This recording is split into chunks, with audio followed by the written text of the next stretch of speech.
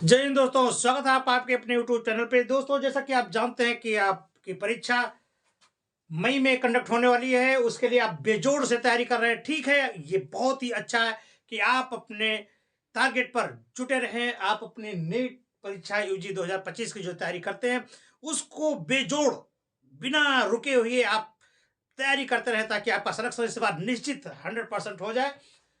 इसमें कुछ सूचनाएं हैं, वो हम आपके साथ शेयर करेंगे कि क्या लेकर के इसमें अभी कुछ महानुभाव लोगों ने कुछ कहा है।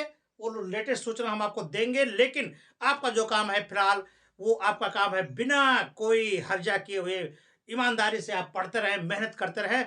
और ये परीक्षा 2025 की आपके नाम होने वाली है। तो देखिए, आज की जो मेन थोड़ा सा पॉइंट है वो क्या है आपके लिए, वो है एज से संबंधित। जी हाँ, आयु से संबंधित कुछ यहाँ पर इंफॉर्मेशन दी गई है। उसके लिए देखिए, विवेक पांडे जी ने एनटीए को नोटिस दिया। एनटीए को उससे कहा है कि जो मिनिमम एज है उसमें तो कुछ नहीं, 17 साल होनी चाहिए, लेकिन अपर एज के बारे में उन्होंने कहा है कि अपर एज नहीं होनी चाहिए। हालांकि मैक्सिमम आयु जो अधिकतम आयु है वो बाउंडेशन नहीं है। ये बताया गया है कि आपकी जो आयु है, मिनिमम आयु जो मिनिमम एज है वो 17 ईयर होनी चाहिए, यानी 31 दिसंबर 2025 को 17 साल का होना जरूरी है। ये मिनिमम एज है। ये इसको तो क्वालिफाई, मतलब इसको तो प्राप्त करना भाई, अर्थात आपका जन्म 2008 या 8 से पहले हो जाना चाहिए। 2008 से पहले आपका जन्म होना चाहिए।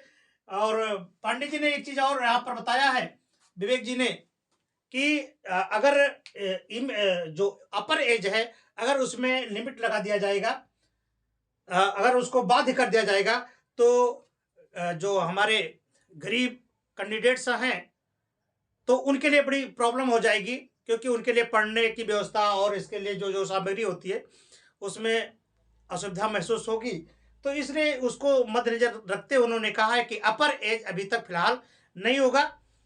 मिनिमम ईयर निर्धारित की गई है कि 17 ईयर होनी चाहिए, और अपर एज अभी निश्चित नहीं है। अटेम्प्ट में भी कुछ कहा नहीं गया है कि कितने अटेम्प्ट करेंगे, 4 अटेम्प्ट, 5 अटेम्प्ट। कुछ वक्ताओं के द्वारा ये आ रहा है कि शायद एज लगा दी जाए, मतलब मैक्सिमम एज रखी जाए, लेकिन अभी हाल फिलहाल में कोई ऐसी चीज नहीं है।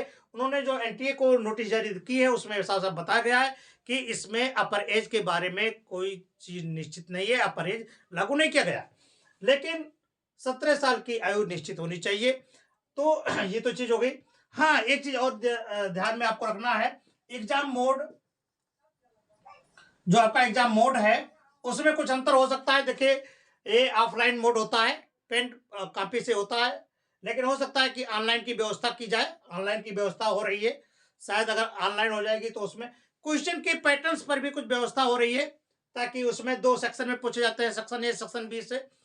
तो 200 क्वेश्चन में से आपको एक 80 करने होते हैं, 180 क्वेश्चन आपको करने होते हैं, 720 का मार्क होगा, तो उसमें कोई दिक्कत नहीं है। तो फिलहाल यही एक सूचना थी कि अपर एज अभी निश्चित नहीं है। कुछ लोग कह रहे हैं कि अपर एज होनी चाहिए, जिसके लिए आप जानते हैं कि जनरल के लिए आपकी 25 वर्ष होनी चाहिए, होगी। अगर होगी तो ऐसा होगा, हालांकि अभी कोई संभावना नहीं है। मान लीजिए 2% है, बाकी 98% ये कि अपर एज नहीं होगी। तो जो होना है वो आपको, आप जान लीजिए कि परीक्षा आपकी मई में, यानी 4 मई को ही कंडक्ट होगी। दूसरी बात, मिनिमम एज 17 ईयर। बाकी आपका हाथ, दोनों हाथ खुले हैं। अगर आप मेहनत करे जाएंगे तो आपके हाथ बिल्कुल लग जाएगा, और मेहनत नहीं करेंगे तो आप जाने, आपका काम जाने। लेकिन फिलहाल इसी के साथ कोई नई अपडेट आएगी, तब तक हम फिर आपके साथ मुखातिब होंगे। लेकिन ये ध्यान रखें कि सिर्फ इसके चक्कर में ना पड़े, क्या कितना है, आप बेजोड़ बिल्कुल टूट पड़े, अपने जो सफलता पाना है उसी के लिए बढ़ जाए, और दिन रात एक करके अपने लक्ष्य को हासिल कर लें। बस इन्हीं के साथ कोई भी चीज होगा तो हम फिर लेकर के आएंगे। नमस्कार, जय हिंद।